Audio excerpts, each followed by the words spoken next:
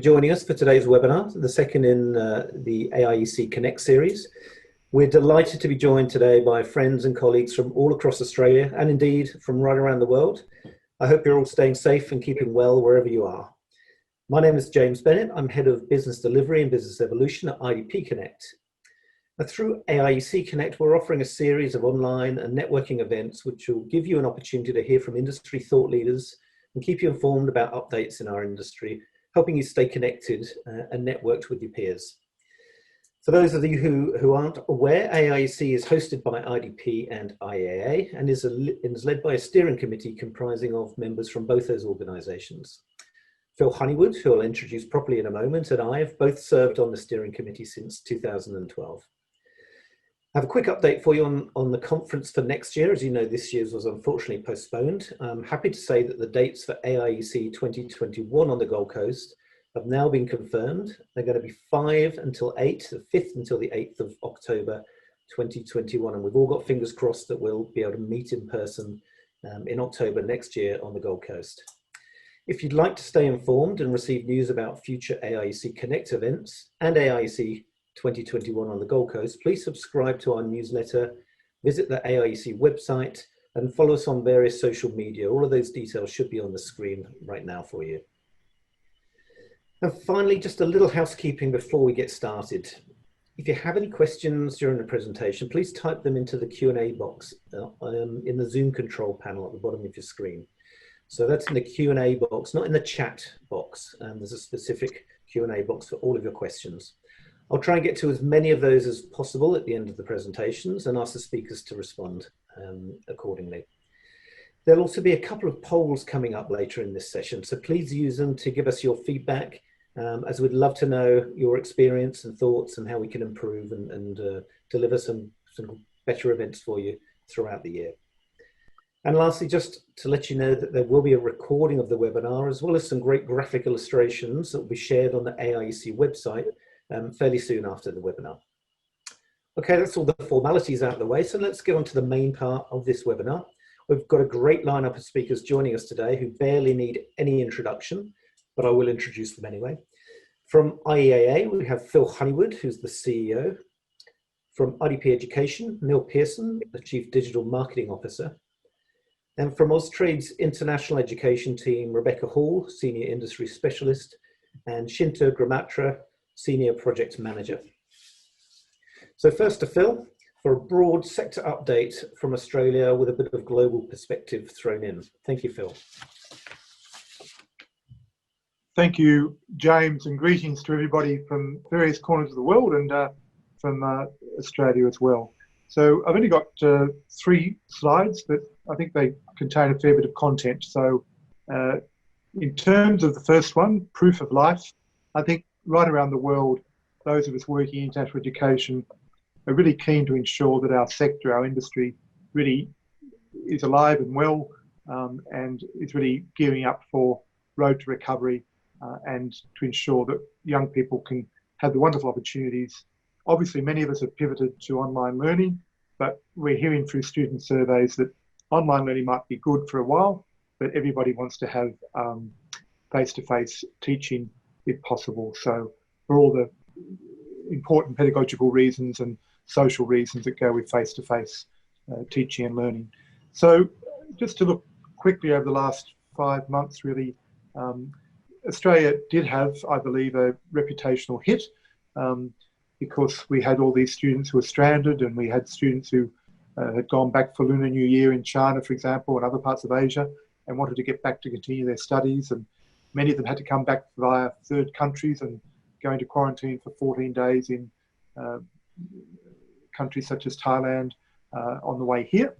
But happily, I think once people sorted out what was happening in terms of returning students, in terms of students who were stranded here and couldn't get back to their home countries, we really had a very good response from different levels of government, be it local city government or state governments, and also from education providers and community groups. And this is where the benefit of Australia being a truly multicultural country, where many migrant community groups have been living here for many years, they've also been a wonderful support to in providing culturally sensitive support, culturally appropriate food, and with the charities as well. So I think we've pretty much sorted out some of the hardship funding issues, and there's been also vouchers provided.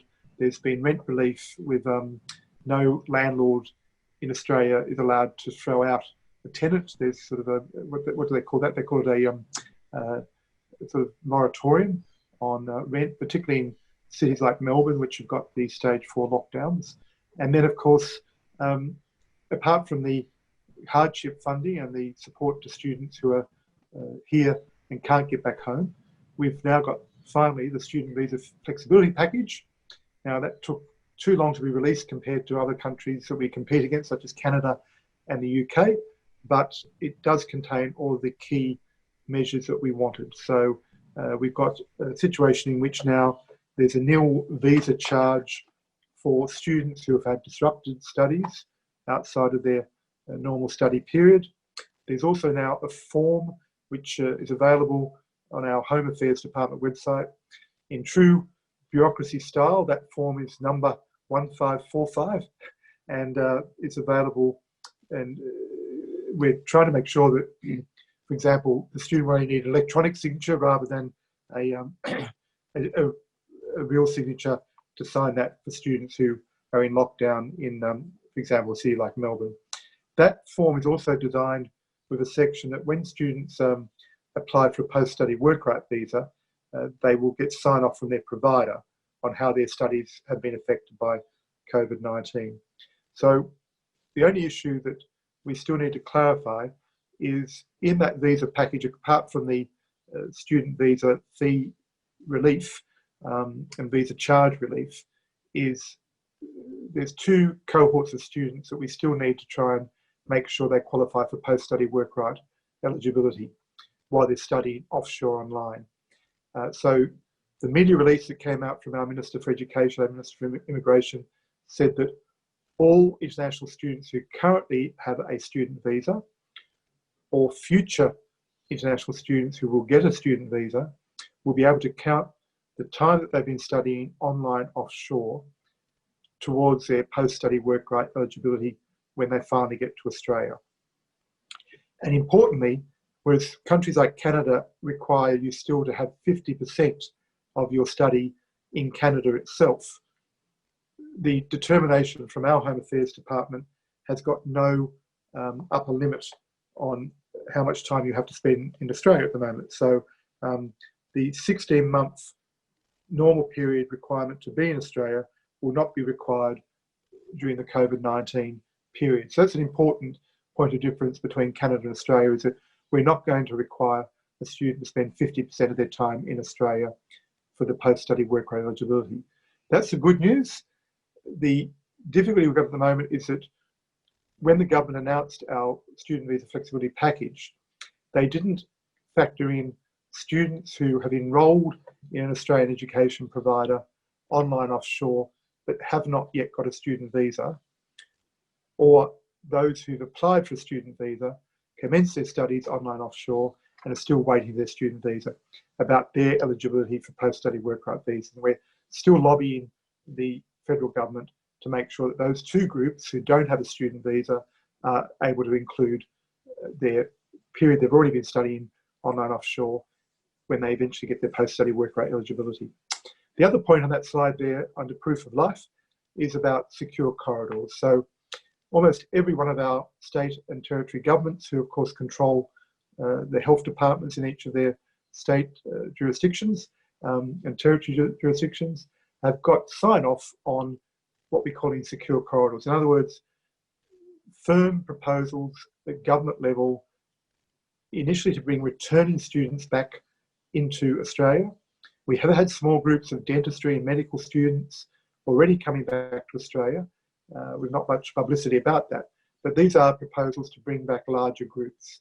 Now, what's happened is that because we've had an outbreak in one state, in Victoria, a second wave of the pandemic, even though it's small numbers compared to many other countries, people have got a bit nervous about having international students coming back for now. But certainly in the Northern Territory, around Darwin, in the Australian Capital Territory, our national capital Canberra, and in South Australia with Adelaide.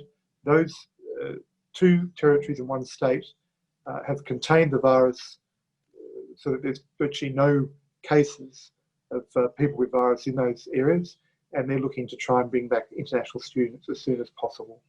So we've also got state elections in Queensland and Western Australia, where it may take some months once those elections have gone before those two governments are happy to bring back international students. I think we'll look at the next slide. And so my second slide is about global market comparative analysis. And if we look at the latest offshore visa application data, obviously we were quite happily surprised that China has only gone back by 19.9%. These are for students who are applying for visas offshore. However, India's gone back 46% and Nepal's gone back 60% year on year, comparing end of June this year to end of June last year. So I guess we have to ask some questions. Why is this so? And are these students actually going to other markets, such as UK, that's still open? Or are these students, of course, concerned about post-study work right visa applications, which we hadn't clarified with the visa flexibility package at the time of this data being put together. So we need to really do some work to find out what's the student behaviour. It might just be a case that some students in those countries, India and Nepal, their families may, of course, not have the funds to be able to get a student visa happening and plan for that right now. So it's just interesting how the different markets are performing with student visa applications. I guess the other point there is that Australia overall, of course, has been seen to have contained the virus much better than most other countries. And that's a good thing. My Indian friends say that's a plus point. But if borders stay closed for too long, what we're calling the safety dividend, of course, may be lost. And we've had an interesting announcement from Canada that many of you would have read about last week, where Canada has apparently had a new policy that unless you can prove that you need to do your course face-to-face and you can't do your course by studying offshore online, then you can't come to Canada to study. So that was a bit of a surprise to many people who thought that Canada was really opening up its borders for new international students, but clearly they've had some issues and they had to wind that back. But Australia and New Zealand have got similar policies about keeping our borders closed, except for returning citizens for the time being. We're really pushing hard our federal government, as I said, to at least let our states and territories that have contained the virus to start bringing back international students soon. Importantly, in Australia, we're very good on governance of the international education industry. So I'm very proud to be the convener of our council, our National Council for International Education, which has 6 federal ministers and 11 non-ministerial members. And we meet regularly, and we had a meeting last week. And what we've done is we've commissioned an important report from Deloitte, the big accounting firm, they're going to release that report in September, but they gave us, in the council members last week, a good update on where that report's at. And it clearly shows that student surveys are indicating not many students are planning to change from Australia to another country. For example, only 6% of Chinese students intending to come to Australia have decided at this point in time that they won't come to Australia. And I think it's because what we're hearing from student surveys is that we've got a world-class health system. We're likely to have a more quick economic recovery than some of the countries that we're competing against. And also that strong desire for face-to-face and not online learning to continue.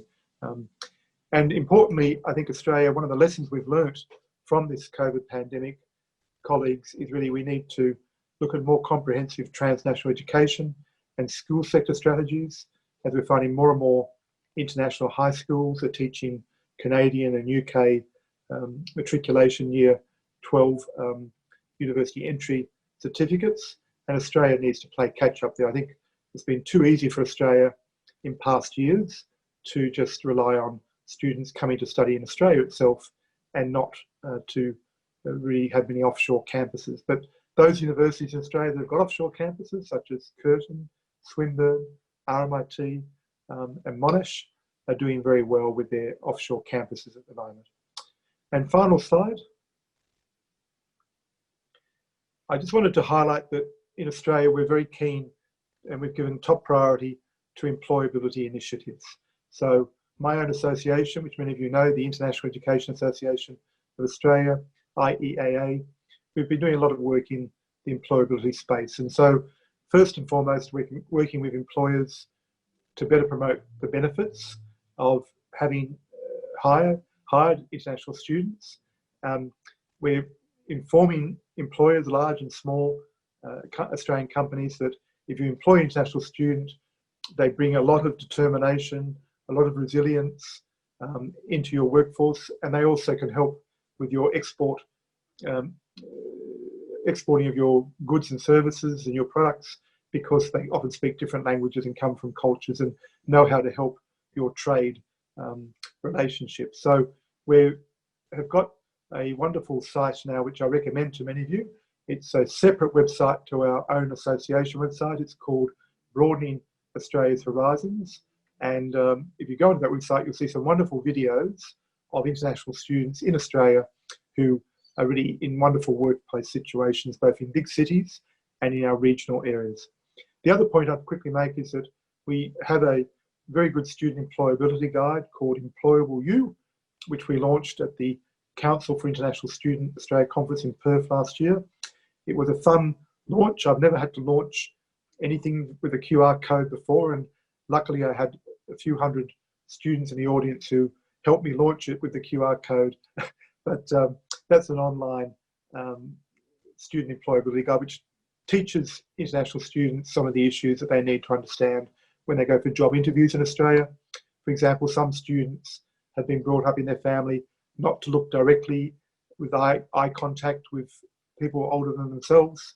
And of course, if you go for a job interview in a country like Australia or Canada or USA, New Zealand, then if you don't look the interviewer directly in the eyes, they'll think that you're not trustworthy and that you're hiding something. So there's some useful hints there.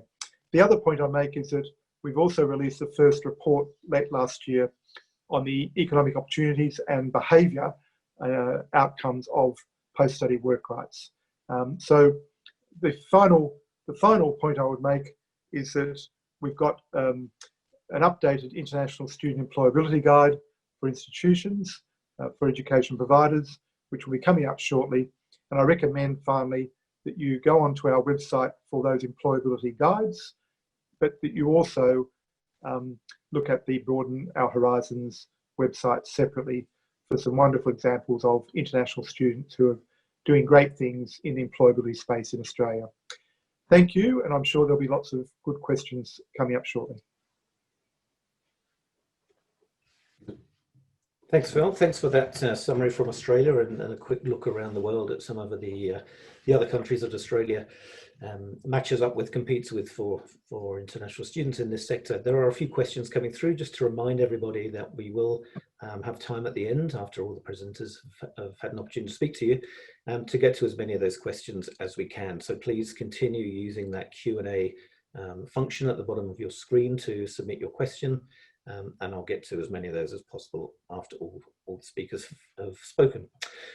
Which then leads me to passing on to our second speaker, Neil Pearson, who is from IDP, who's going to talk to us a bit about taking back control in this current environment and focusing on how we can service students with some practical examples of pivots into the digital world. So I'll pass you over to Neil and come back to you shortly. Thank you.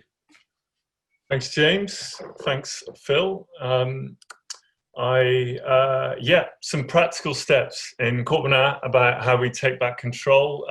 Just echoing some of Phil's thoughts on students. I know this is principally for institutions today, but just making sure our thoughts are also with our students at this time, particularly those in Victoria during lockdown who might be on their own and suffering with isolation, as many of us are. So just to make sure our thoughts are reflecting them at that time on behalf of all of us. This actually picture reflects This is Hassan, one of our student ambassadors, talking about how to maintain relationships during COVID-19 and this new normal, as we call it, or as I overheard today, the new rubbish.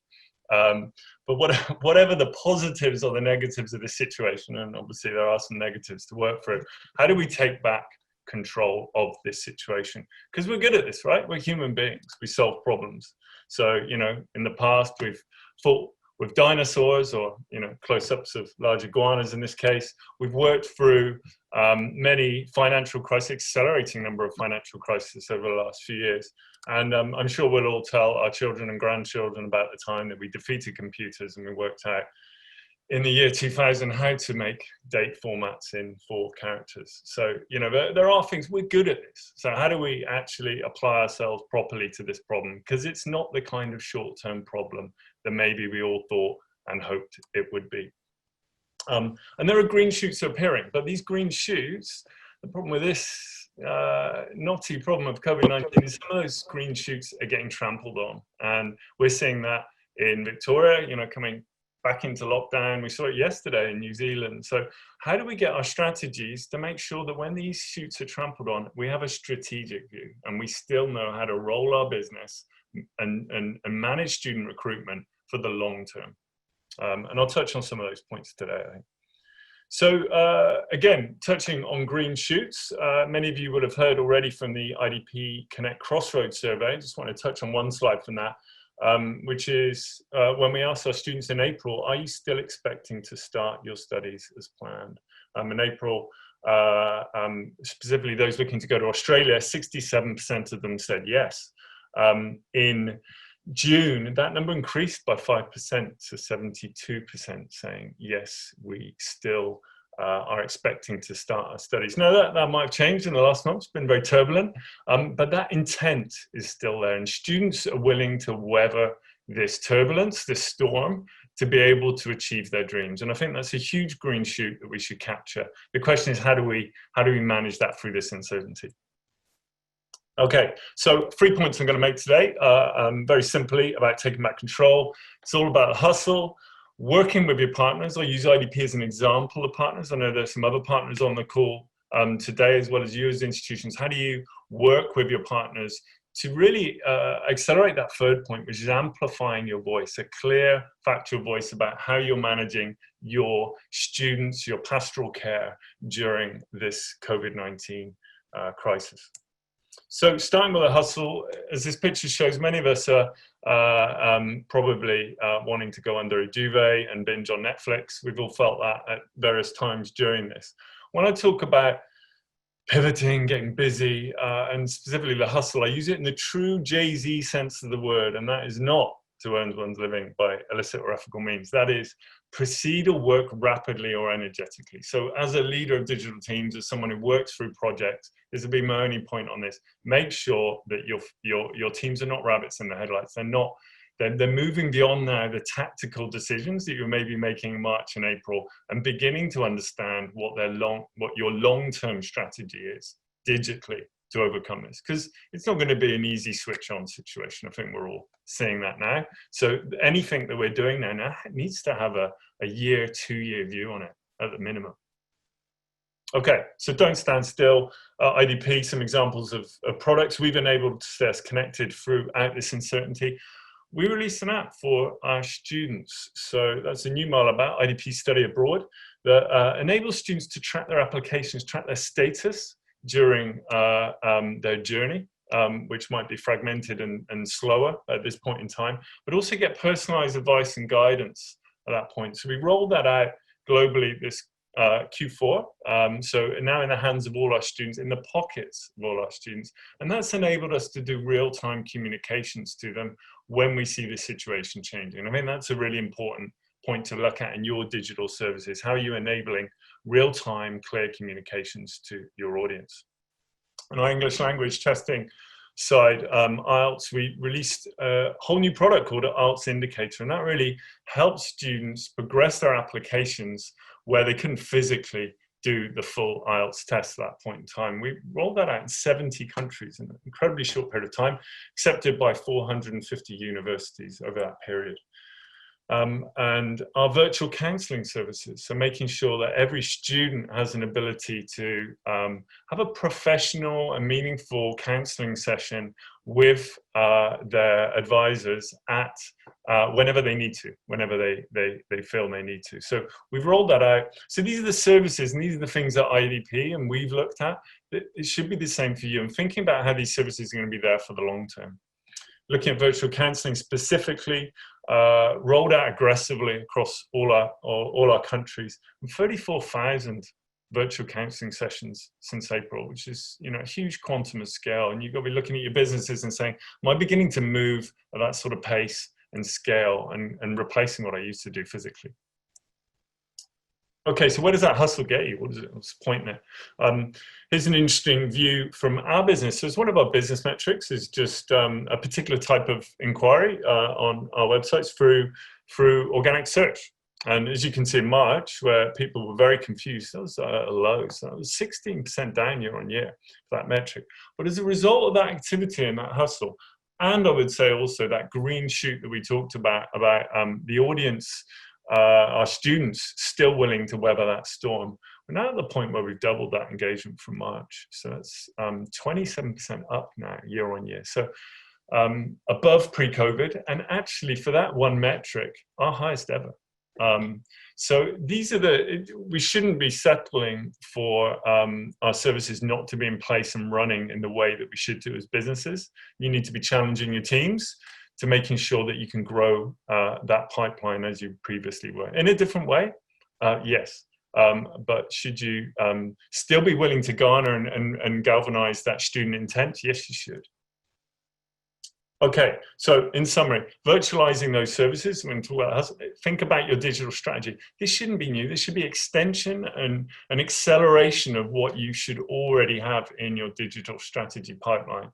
Think about how this is going to be omnichannel. The world is going to flip and flop, and customers are going to want services in the way that they want them. That's sometimes going to be physical, that's sometimes going to be digital, sometimes going to be some other way. So make sure that a connection in one place is reflected in the other place. So you've got that full omni-channel business. And that is an important principle to make sure you're rolling out in your platforms.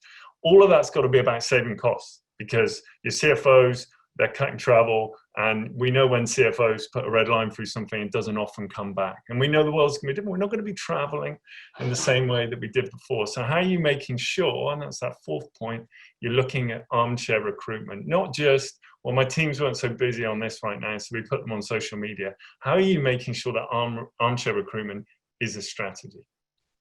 Okay, so that's all about a hustle.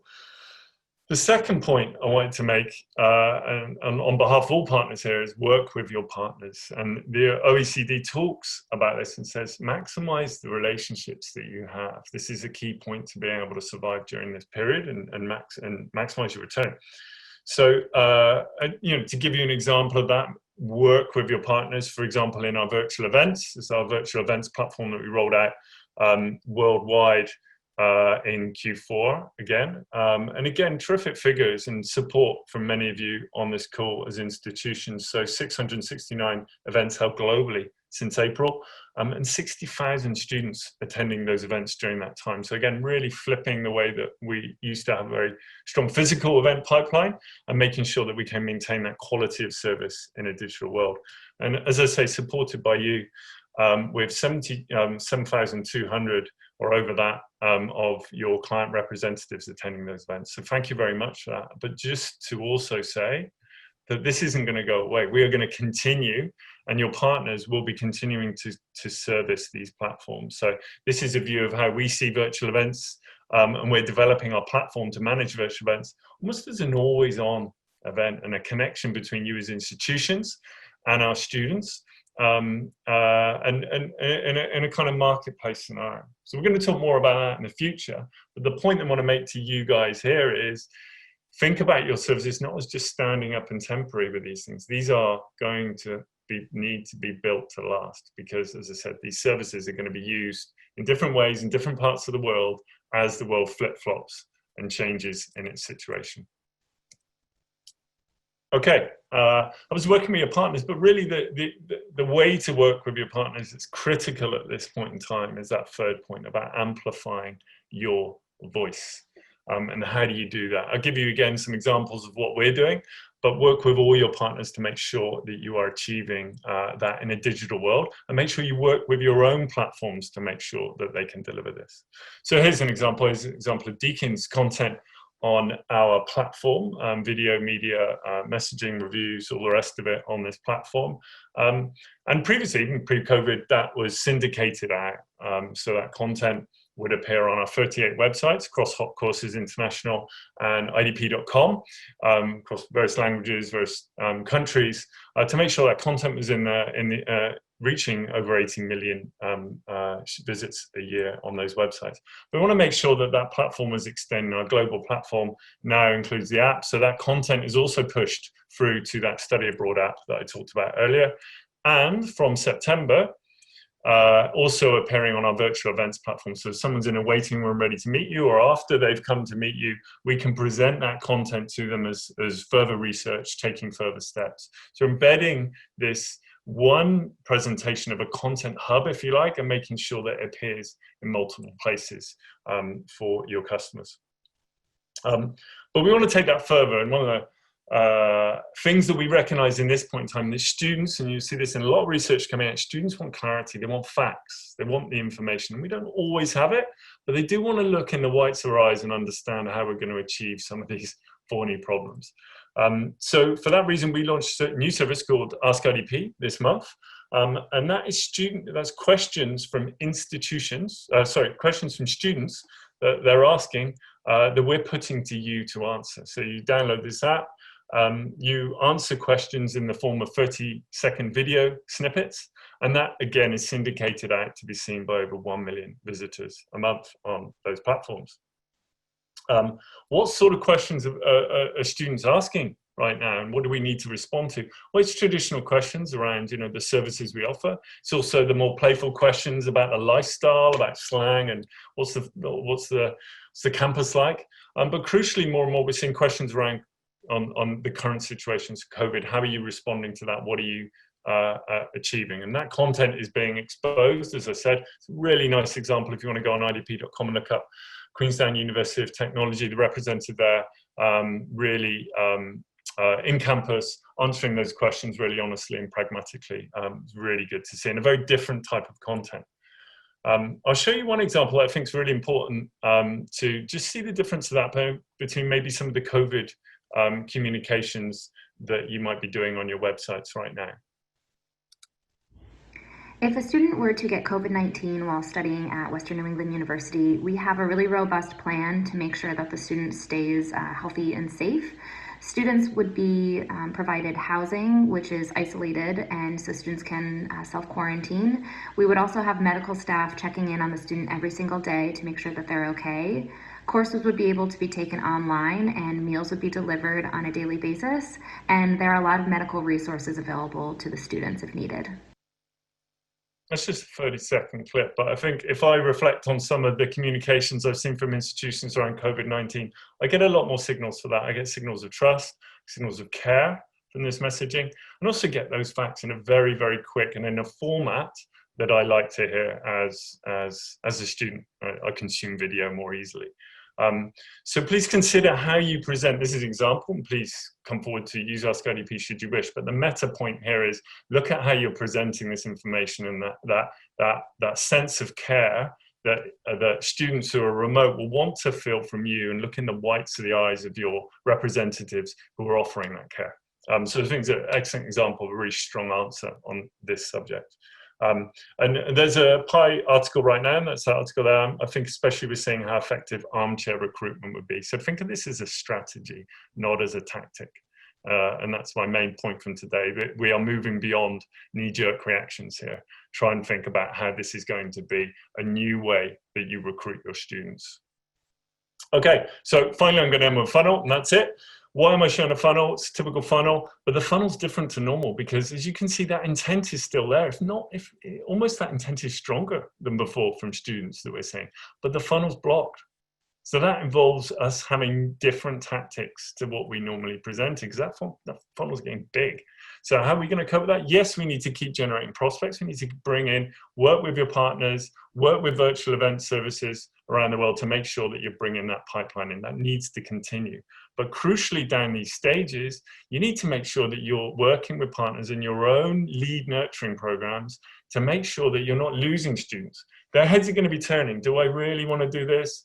Am I really set on Australia now because this seems to be different, this seems to be better? Your content needs to be reaching out on partner platforms like ourselves and others, but also in your own lead nurturing, what you do to make sure that your messages are crystal clear and concise to them in a very confusing period. Okay, that's enough from me. There are those 3 points just to make sure your teams are really energetically looking at this problem and looking at it now as a strategic extension of your digital transformations. Work with your partners as an ecosystem of us here that you can rely on to make sure your messages can be clear and concise. And digital is there to make sure that you can amplify your voice at this point in time to make sure it's really well heard. Okay, that is it for me. Thank you very much, and I'm available to answer questions later. Over to the rest of the show. Thanks, Neil. Some really key broad concepts, but actual practical examples of what we can all be doing at a time when we feel perhaps that control's taken away from us, to actually take those steps and take control, not just for now during this pandemic period, but as Neil said, to develop into the future as new ways of working with students. So thank you very much, Neil. Hope people got some good tips and advice and thoughts from that. Now, finally, we'll move to Rebecca and Shinta for an update on some key points from Austrade. When we finish that, we'll come back. There are a number of questions coming through. Please keep them coming through on the Q&A button, and we'll get to as many of those as we can at the end. So over to you, I think, Rebecca. Wonderful. Thanks a lot to Neil and Phil for setting the stage and those updates, and delighted to be here today with Shinta Gramatre from our Study Australia digital team. I think last time we met, I couldn't say that because we didn't have a specific digital team within Austrade, and I think that's actually a very good outcome and well timed for us in terms of what's going to be expected of us to create and unlock those pipelines and channels for recruiting students into Australia, but also promoting all of what Australia has to offer. So I'm going to share this virtual platform today with Shinta and talk you through a couple of the things we've been working on and 5 key lessons that we've learnt during this period of time. Can I also just acknowledge our students around the world, current students who are here with us in Australia or in our transnational programs, and those who wish to join us. I know that there are many things that you wish to be different right now, but I do hope wherever you are that you are safe and looking after yourself. And hopefully through this, if not in this seminar, but please do reach out to us via studyaustralia.gov.au for a whole lot of referrals and services that a number of our partners are delivering.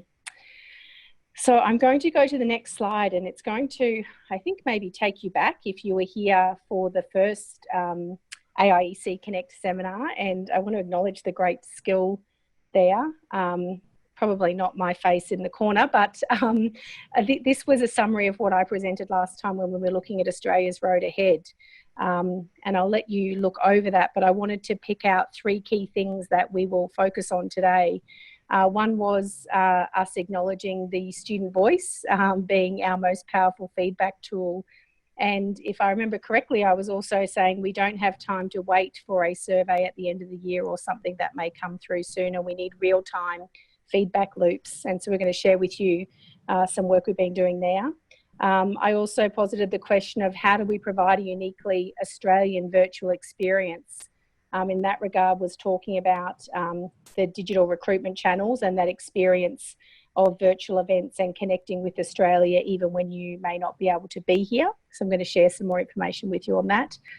And of course, back then, we had just had the Prime Minister announce the 3-step plan, and we were looking at the 4 factors that would impact how quickly we could be together again. And of course, we're experiencing right now those 4 factors of some of the barriers we've had to progression, whether that be in individual states or in the next one, what that looks like in our source countries and our competitor countries. We're seeing now buyer behaviour change. As Neil mentioned, we still have quite significant levels of demand. We're just not able to or weren't able to make that conversion. I think as Phil outlined, the changes and announcements to Australia's visa flexibility are, I think, whilst they took some time, are best in the world. And I do think we will be able to work through those other details that I know have been raised. And ultimately, as we know, the current student experience, how our students are faring now, we know is going to be the key to our success. So that's looking back. Let me now look forward and go to the next slide, which just focuses on some of the work that we were doing. Hopefully this slide is not new to many of you. This has actually been the 9 priority areas that we determined in February to reposition our budget and our work program in order to support the sector during COVID.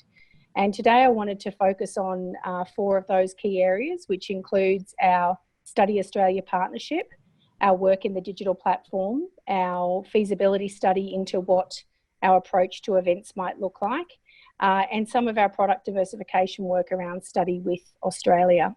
So I'll move to the next slide and share with you, in focusing on those 4 areas, share with you what we learnt and 5 areas for action.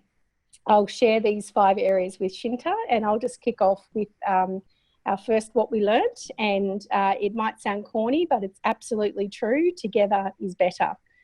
So if we could go to the next slide. As I mentioned, one of the priority areas has been finding a way to work with all of Australia's study destinations to unite our messaging, particularly crisis messaging during COVID-19, but also to unite behind making policy announcements palatable and acceptable for a range of international students, not just relying on a single fact sheet, but using a whole range of services, a whole range of communication tools to get that out. And key was working together on a core messaging framework behind that. So I just want to acknowledge the great work of the state and territory partners and the city study clusters that have been working with us. We've actually formalised this group and we call them the foundation members of the Study Australia Partnership. And as you can see on the right-hand side of this slide, we had 5 areas for action. We really needed to move quickly in mobilising this group, and we've been meeting on a weekly basis and a fortnightly basis and running a number of the projects and the planning that you're going to see here together. So I'll go to the next slide and hand over to Shinta, who's going to share with you some of the lessons, particularly starting with our focus on the user and digital. So over to you, Shinta. Thank you. Thank you, Rebecca. Just to recap on Rebecca's point and from those of the other speakers tonight, our key strategic drivers, but what I'm hearing as well from the rest of the sector is how we focus our efforts in the areas of students at the centre of our strategies, digital and data first, and collaborating as networked organisations. So us under the Study Australia Partnership, but also with other providers such as IDP and others, which I'll mention a bit later on. In times of crisis, it's really easy to lose focus on the why of what we do. One of the projects I've been really honoured to be involved in aims at taking a deep dive into understanding the student pain points and needs during this global crisis in order to shape our communications. So not only how we present the information, but how we actually create and build and distribute that information. We've been working in collaboration with behavioural economics and psychology expert Div Pillay from Mind Tribes to drive change in the way that we work. We're shifting content style to include more feeling and influence thinking to create more culturally inclusive messaging with the goal of not only improving international student engagement, but really connection. We recently delivered a behavioural profiling training to our partners and offshore network, which was highly successful, and we will have the suite of behavioural profile personas, and resources available to the sector and to the public on the Study Australia Resource Hub shortly. Building on from this project, we intend to build out additional training resources for the sector and use our learnings for the next phase in better understanding the student journey, identifying key digital touch points, the gaps and the pain points students come across, with the overarching goal of improving the experience and facilitating the student decision-making process. So, as Neil mentioned, in assisting in that first funnel stage of promotion. Key to this next piece of work will be identifying where the Study Australia partnership should focus its digital student service efforts, and also determining new digital transformation service design to the sector, to our international education clients. On to the next slide, please. So rethinking traditional search parameters of course scholarship institution into more scalable, usable and consolidated super search, if you will, has been another key focus of our team.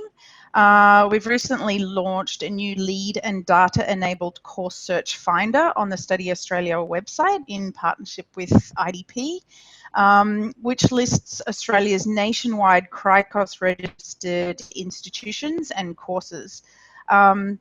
For this tool to be of highest value, we do need your input and support. So please visit your listing on the site and contact us if any changes are required. If you're not logged on to the MIP weekly newsletter, please do so, and there'll be updates on how to do this. If not, feel free to email us at studyinaustralia@austrade.gov.au and we can assist you with that. The tool also facilitates data capture and top-level search insights, data use, trends, which will be shared back to the sector. And next steps for us are new digital tools focusing on personalisation, dynamic preferencing and content in order to best meet student needs and assist them in improving their digital user experience. On to the next slide, please.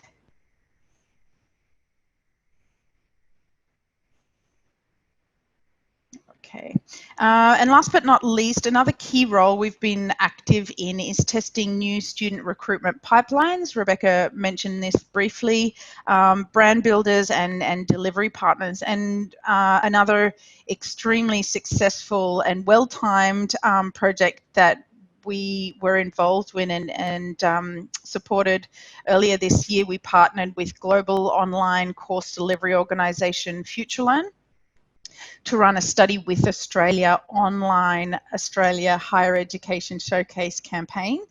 And our goals for this campaign were to continue showcasing the Australian education brand as the highest quality to an international audience through short online courses, was to produce leads for Australian education providers for onshore, offshore and further online study, and was also around rethinking traditional product and service offering and the future of digital recruitment. So this was something that was seeded over 12 months ago and was really very beneficial and well-timed to launch at this period of time. Over to the next slide. Just a quick overview of the outcomes. I mean, the goals and outcomes of this campaign. So we went out aiming to reach 150 enrolments from 15 at-risk target countries, and as of the back at the 3rd of August, we'd already reached 808. The last I looked, we're up to 832,000 in global enrolments from 224 countries. And I'm putting it out there today, a goal of achieving 1 million by the end of September. So looking for your support in that. Do reach out if you are interested in getting involved in this campaign. The portfolio itself initially we aimed at initially involving 15 university providers showcasing 30 courses. And by the end, we onboarded 30 Australian university providers, higher education providers, and showcasing 52 Australian courses. From just a quick overview of the country breakdown, so the #1 enrolment country was India with 16% of enrolments. UK and Australia closely behind, but interestingly, Latin America was one of the key players in this space, and really grateful for the support we receive from our offshore network in Latin America in pushing this campaign. The most popular course of interest was from Macquarie University, Improve Your IELTS Speaking Score, and this course gained 60,000 enrolments in the first 2 days.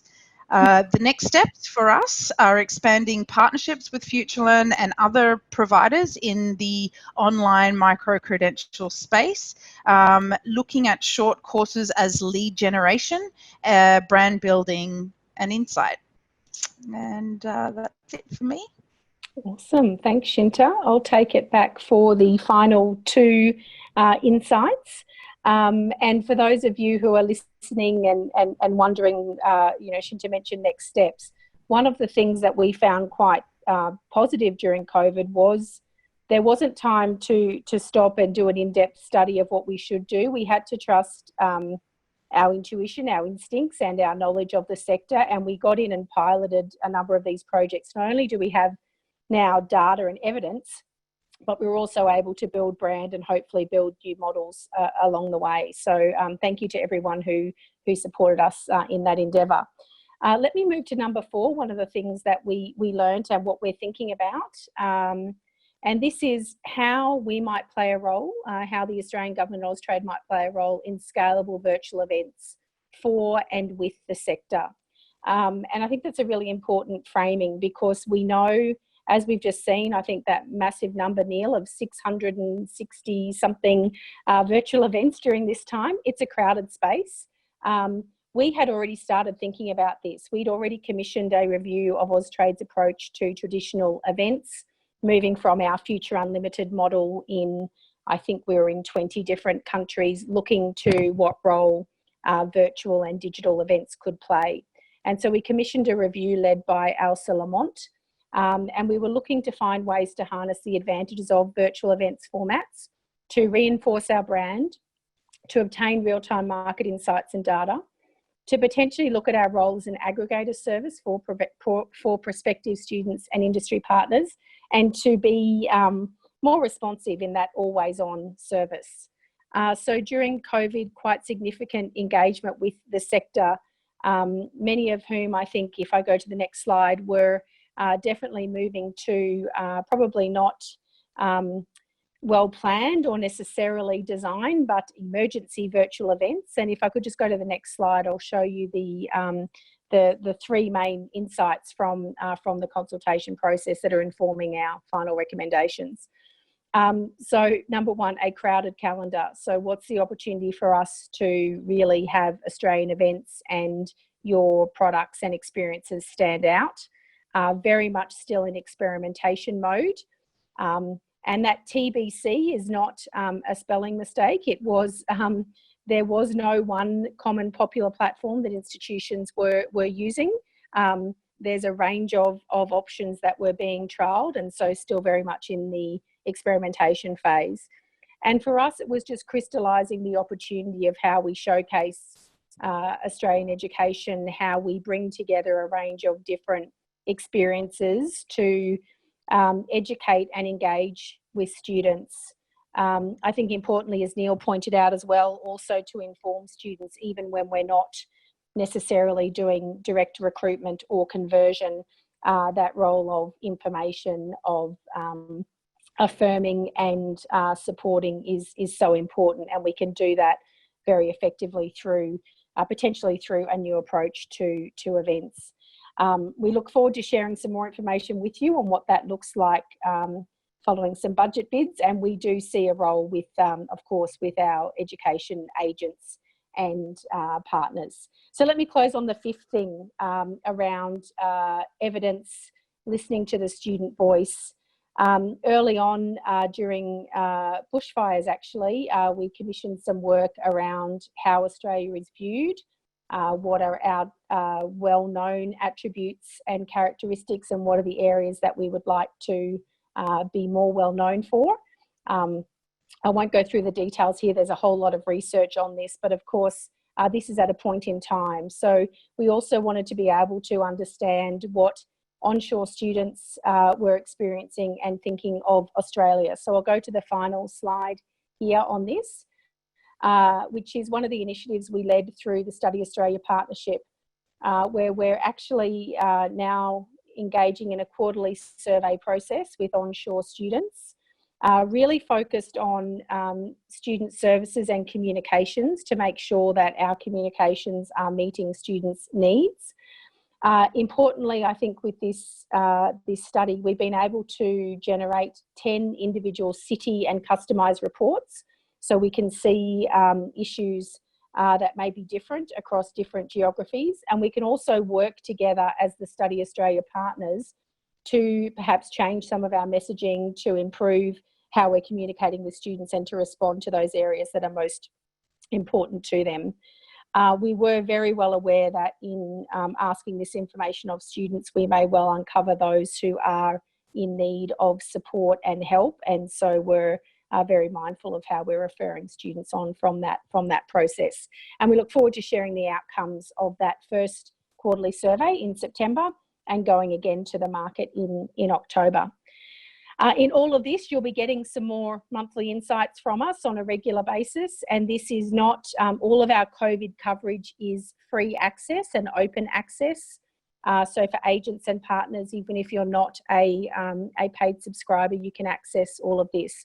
I'll leave it there because I know time is running out and I'm sure there are many, many questions. So I'll just finish by saying thank you to everyone who's partnered, who's pivoted and who's piloted with us. And we look forward to taking these learnings forward to hopefully find a way through in terms of how we can continue to connect with international students. Back over to you. Thanks, Rebecca. Thanks, Shinta. Thanks all the panelists today for your presentations. There are a lot of questions coming through. I'm not sure we're going to get to all of them before the end of the webinar, but we'll get to as many as we can. Before we do that, I think we've got a polling coming through. So I'll just remind you again, when that polling questions appear on the screen, I think they are now. Please take a moment just to give us your feedback. This will really help us in developing new future events on the AIEC Connect platform that are really going to speak for you. Okay, so whilst you're doing that, I'm going to cut straight away to a question from a student who's on the webinar, because I think that's probably the most important one to hear. First of all, is from a student voice, so bear with me while I just find that again. Bear with me. Basically, here we are. Okay, so it's actually directed to Phil. Regarding the return of international students, what are some of the possible actions we, the student, can take in order to urge the government? Example, media campaigns, anything like that. Is there any way that student voice can be heard, outside of the surveys and everything that we're doing? Yes, James, you can hear me okay?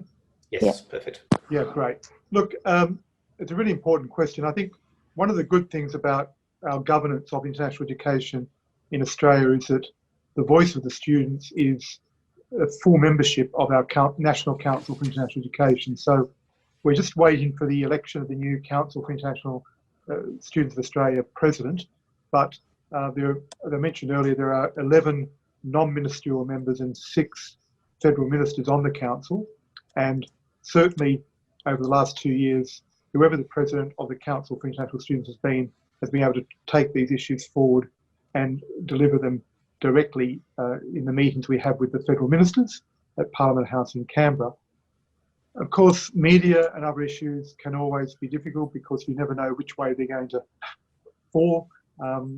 For example, only last week I had 26 Nepalese students some of whom had COVID virus, all sharing in shared accommodation, and they were very worried and nervous about their situation, and I had to go to the authorities to try and make sure that their COVID situation was dealt with in a very sensitive manner and did not become a media issue, which I'm pleased to say we were able to achieve. So there are some difficulties when I guess I'm talking about students who are already here that we have to support. For students who are offshore, obviously we are trying our best to argue that international education is not just a major money-making industry for Australia, but it's also so important for Australia's future in terms of soft power and diplomatic relations. And also, just like I went to Japan for a year as an exchange student, I know Rebecca Hall did as well, we came back as wonderful ambassadors for that country because that country welcomed us so much. So, if we can have young people come to Australia, have a wonderful experience, then when they go back to their own country, if they can't get a migration result in Australia, when they go back to their own country, of course, then if they have a good time, they will think of Australia very well for trade and for people-to-people relationships. So this is really important that we try and educate Australians much better about the benefits to our country's future that come from lots of good international students. Thanks, Phil.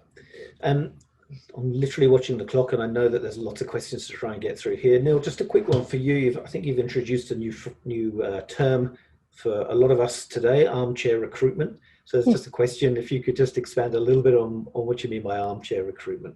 Yeah, I don't think I can claim that one. That one exists out there on the internet. But I mean, literally, I'm specifically using it here because it has a wide use in marketing generally. But just your non-physical approach, obviously. So what are you doing when you can't necessarily get together as teams, as groups? How are you reaching out, obviously, to students when you can't physically meet them, when you can't necessarily do all the sorts of things you can? And I'm really focusing on, again, thinking about the long term here. You could be doing this for a bit longer than we thought we would back in March, and it's certainly going to be that hybrid world. So how your marketing teams, your recruitment teams are really focusing digitally, reaching out with purpose and strategy to, testing very quickly what's working for you, what isn't, drop it, move on to the next thing. So I'm talking about strategic approach for armchair recruitment. It's that digital recruitment and how you're going to roll in this hybrid world that we're going to be for a couple of years. Thanks, Neil. And just a quick one for Rebecca or Shinta. Some feedback. Love the Study Australia search function. Well done. Who do we contact if we need some edits done? I know you mentioned it, but maybe just worth repeating that for people. Yes, please. So the email is studyinaustralia@austrade.gov.au.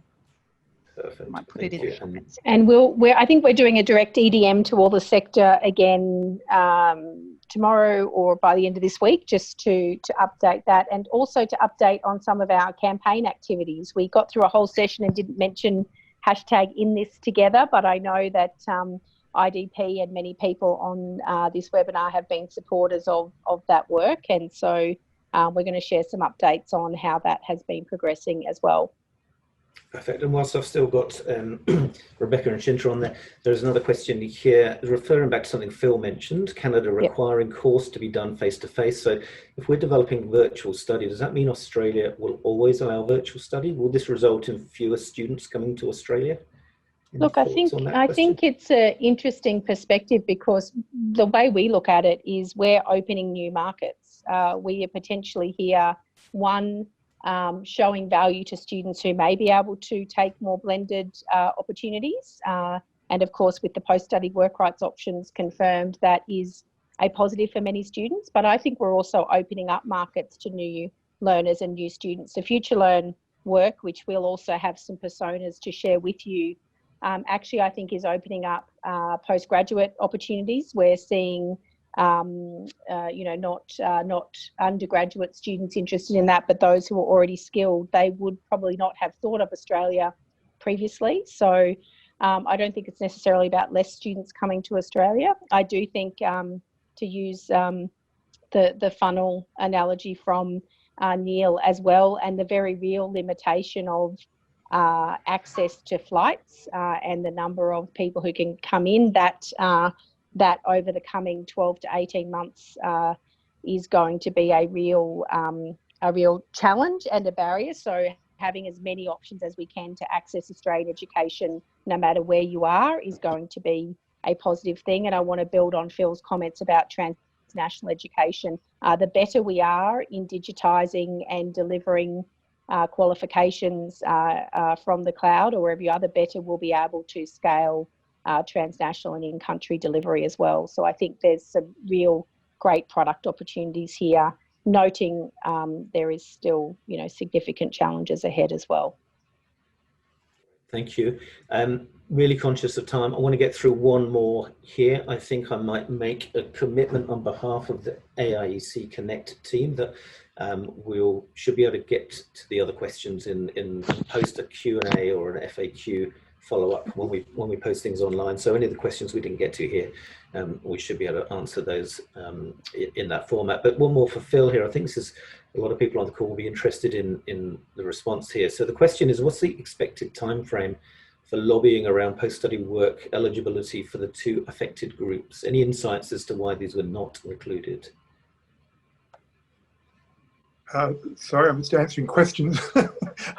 Trying to get through the Q&A chat. What we're doing now. So I'm typing them as we go. So look, would you just repeat that question again? It was... Sure. So just question is about the expected time frame for lobbying around the post-study work eligibility for the two affected groups you mentioned at the very beginning, and any insights why these were not included. Yes, so I answered a question in the chat room to Jonathan just now on that, and I'm sure many others are interested. Look, the problem was that this whole package went to our federal cabinet. It was agreed by our federal cabinet, and for whatever reason, they decided that it would be people who got student visas. Now, we've pointed out to Home Affairs Department, and I've personally pointed out to the Minister, Alan Tudge, that their own website still has, in big letters, you do not require a student visa to enrol in an Australian education provider online offshore. So our Home Affairs Department official website is telling students they don't need a student visa in order to enrol. Then clearly this has caused confusion for many students. And of course, many students have not been able to get a student visa anyway because they couldn't get their medical check done by an Australian government accredited doctor offshore, etc. So we're still arguing and lobbying. For it to be fixed, it requires an exchange of official letters between the Minister for Education and the Minister of Immigration, but importantly, also the Prime Minister. So the issue does not have to go back to Federal Cabinet, but there's what we call a letter exchange. And I shouldn't make a joke on this issue, but of course, if any of us have to go to our boss and say that maybe we left something out and we have to try and get something fixed, if your boss is a Prime Minister, maybe that's a more bigger challenge than other boss-employee situations. So anyway, we're quietly hopeful that both of those groups who don't have current student visas will be given inclusion, but I can't make a promise. It's going to come down to the decision by the boss of those two ministers. Thanks, Phil. There are many, many more questions for everybody. Neil, I promise there's more questions for you, but I think we're going to have to answer those through the website as best we can. I'm conscious that a lot of people around, as I say, across Australia, around the world, have taken the time to join us today. We thank you very much for that. We thank all of the presenters, Jacinta, Rebecca, Phil, and Neil, for giving us your insights and updates. Thank you everybody for joining us. We appreciate you being here. I'll remind you again that the recording and the graphic illustrations will be available shortly on the website. I just want to quickly give a plug for our next upcoming event. It's called The Perfect Storm of 2020, Facing the Challenges, Fronting the Future. So this is going to be an interactive virtual cafe session where attendees will have the opportunity to break into smaller discussion groups organized into themes. At the end of the session, the findings from the breakout groups will be shared to the wider group. So this is scheduled for September, 29th of September, 2 to 3:15 Australian Eastern Standard Time. It'll be a Zoom session again. The event is free, as are all the AIEC Connect events planned thus far, and registrations will open in September. So please make sure you subscribe to the newsletter and all the social media channels for updates on this and many other things. So it just remains for me to thank everybody again. Thank you all for joining us. Please stay safe, look out for each other, and we'll see you next time. Take care.